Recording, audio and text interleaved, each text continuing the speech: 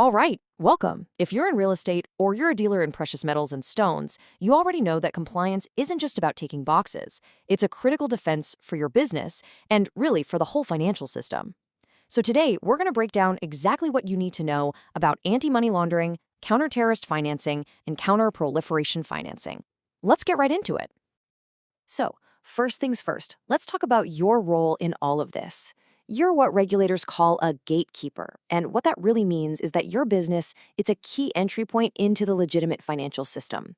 Think about it. The properties you sell, the gold or diamonds you trade, those can be used by criminals to make their dirty money look clean. That puts you on the front lines, making you an absolutely essential line of defense. So how do you actually build those defenses? Well, we've broken this down into a really clear 5-step journey. We're going to start with the why this is so important. Then we'll get into your foundational duties, how to map out your specific risks, then how to design a playbook to handle them. And finally, we'll talk about how you keep those defenses sharp over the long haul. All right, let's kick things off by really understanding what you're up against. Knowing the threats is always the first step to building a solid defense.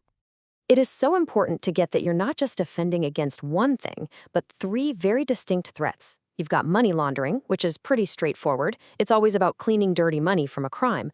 But terrorist and proliferation financing? They're different. Their motivation is ideological. It's about power. And here's the kicker. The funds can start out as perfectly legal money that then gets diverted for a terrible purpose. That little detail makes them so much harder to spot. And to see how your business gets pulled into this, just look at the classic 3 stages of money laundering. First up is placement. This is where you come in. Big time.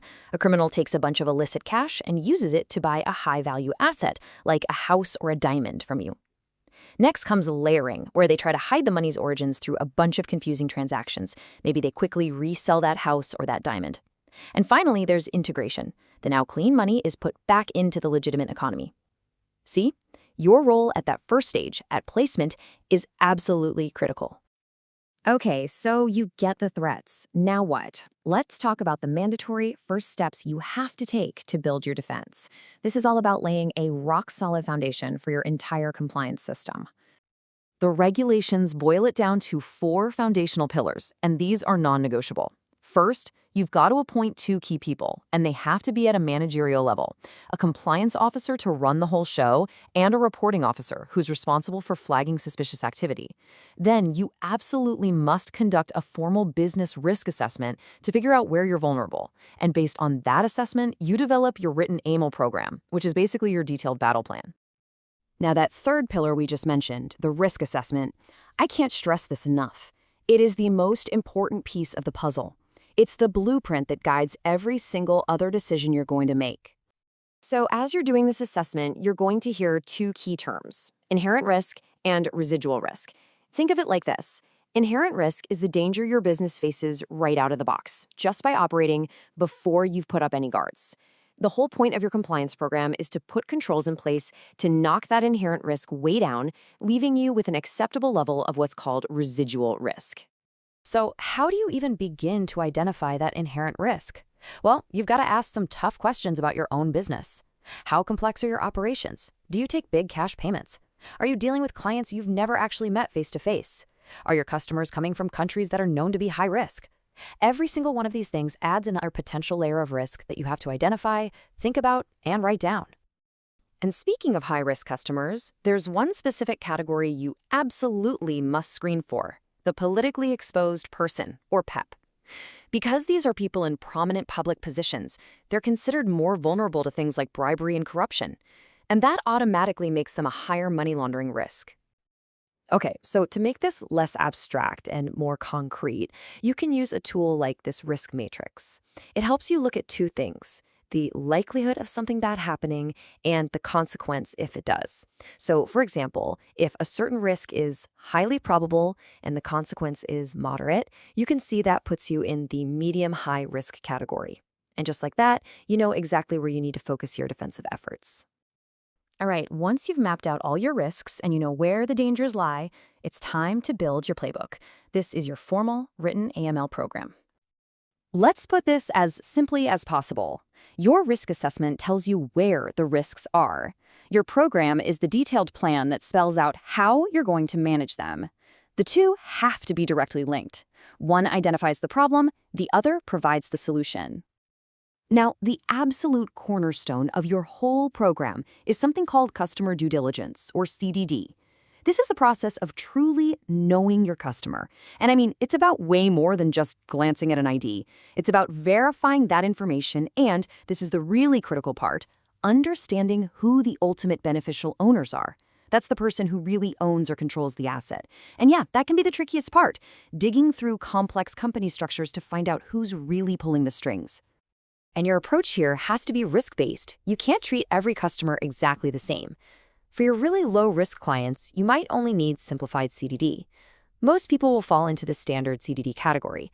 But for those high-risk situations you've already identified, like that pet we talked about or a customer from a high-risk country, you must perform enhanced due diligence.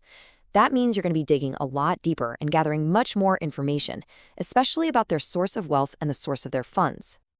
So what needs to be in this written program of yours?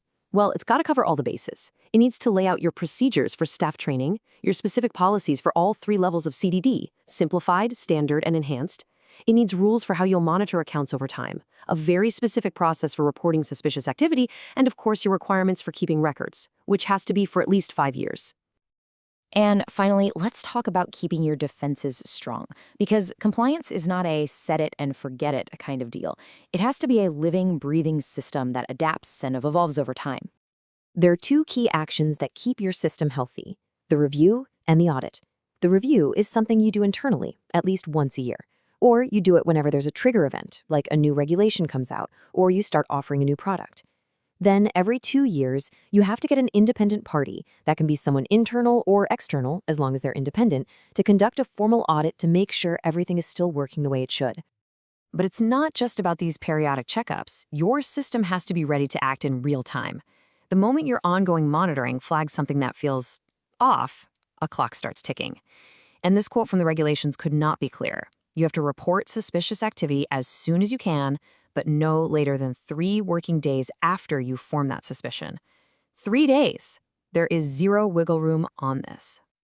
Now, that suspicion could come from a lot of places, but one really high-risk area to be aware of is proliferation financing. A key term you need to know here is dual-use goods. These are items, it could be software, technology, certain materials, that have a perfectly normal, legitimate civilian use, but could also be used to create weapons of mass destruction. If you're a dealer in precious metals or involved in industrial real estate with high-tech equipment, this is a huge red flag to watch out for. So what should you and your team be looking out for on a daily basis? Across all these threats: ML, TF, PF. Here are some classic red flags that should always make you stop and ask more questions. A customer who's being really vague about who the product is actually for. A transaction that involves shipping goods in a way that just doesn't make sense for normal business. Or maybe a customer who's using these super complicated company structures that just seem designed to hide who the real owner is. And a big one: if the payment suddenly comes from a third party who wasn't part of the original deal. These are all universal signs that you need to dig deeper. And really, that brings us right back to where we started. It all comes down to your role as a gatekeeper, your diligence, your processes, your team's awareness. That is what protects not just your business's reputation, but the integrity of our entire financial system. So the question to leave you with is this: are your gates secure?